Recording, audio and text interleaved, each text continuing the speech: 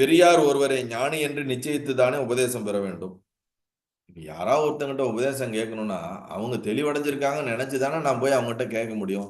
அது அப்படியே தெரியாம நான் எப்படி கேட்க முடியும் அப்படிங்கிற கேள்வி வரும்பொழுது பகவான் சொல்றார், பெரியார் உபதேசத்தின்படி நடந்தால் என்று நம் யதார்த்தத்தை நாம் உணர முடியாது. சரி, நீ எந்த பெரியாரா இருந்தாலும், பெரியார்னா நீங்க ஈவேரா நினைச்சுக்காதீங்க, இங்க சொல்றது மாஸ்டர் சொல்றார், என்லைட்டன் மாஸ்டர். அவங்களுடைய உபதேசம், அவங்களுடைய டீச்சிங் படி நீ வாழ்ந்து தன் யதார்த்த வாழ்ந்தாதான் உன்னுடைய யதார்த்தத்தை நீ உணர முடியுமே தவிர, அவங்கள பார்க்கறதுனாலயோ அவங்களுடைய டீச்சிங்கை வாழாம நீ இருந்தேன்னா உன்னுடைய யதார்த்தத்தை உன்னால உணர முடியாது அப்படின்னு சொல்றாங்க. அதனாலதான் மாஸ்டர் ரொம்ப பர்டிகுலரா இருப்பாங்க.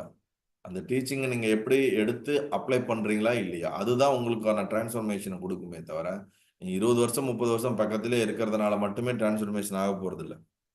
அப்படிலாம் பல காலம் பல மாஸ்டருக்கு சேவை பண்ணவங்களா நான் பார்த்துருக்கேன். பெரிய பெரிய ஞானிகளுக்கு சேவை பண்ணவங்களாம் இன்னும் அதே மாதிரி இருக்கிறாங்க. சின்ன சின்ன மாற்றம் இருக்கும். ஆனா ஒரு மாஸ்டர்ஸ் கூட இருந்திருந்தா இவங்களும் மாஸ்டரா எவால்வ் ஆயிருக்கணும்ல. அந்த எவால்வ்மெண்ட் இல்லாமல் அவர்கள் ஒரு சிறிய அளவு மாற்றம் மட்டுமே அடைந்திருக்கிறது அது பர்பஸ் சால்வ் ஆகலன்னு அர்த்தம். அப்ப என்ன அர்த்தம்னா, அவர்களுடைய வார்த்தையை, அவர்களுடைய உபதேசத்தை, டீச்சிங்கை எடுத்து நம்ம அப்ளை பண்ணி நம்மளும் என்ன ஆகணும், அவர்களைப் போல மாற வேண்டும். நம்மையே நாம் உணராது ஞானியை இத்தகையவென்று உணர முடியாது. Unless we experience self-realization, we cannot அவர்களை புரிந்து கொள்ள முடியாது. மாஸ்டர்ஸை we cannot understand. ஞானியின் லட்சணங்கள் நூல்களில் கூறப்பட்டிருக்கின்றன. அவற்றால் ஞான நிலை எய்து உயரும் சற்றுமற்ற அமைதி என்பது சேர்ந்து தன்னைத்தான் உணர முயல வேண்டும்.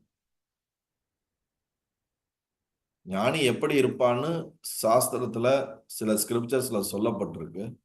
அதெல்லாம் எடுத்துக்கிட்டு அவங்க இருக்கக்கூடிய அந்த நிலை, அந்த அமைதி நிலை, துயரம் சற்றுமற்ற அமைதி என்று தேர்ந்து தன்னையை தான் உணர வேண்டும். ஞான நிலைங்கிறது என்னது? எத்துயரும் சற்றுமற்ற அமைதி என்று.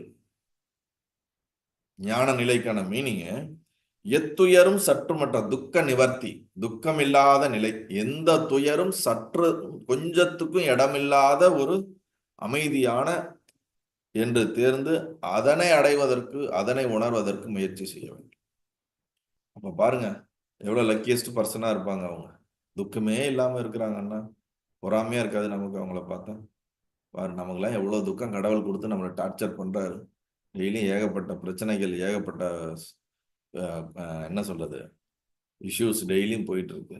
ஆனா அவங்க எப்பயுமே ஒரு அமைதியாவே இருப்பாங்கன்னா அது எப்படி? நமக்கு எடுத்தோன்னா அவங்கள நினைச்சு பொறாம வந்துடும். நம்ம பொறாமப்படக்கூடாது. அந்த நிலைக்கு நம்ம உயரணும். அதுதான் நம்ம செய்ய வேண்டியது. நல்லது.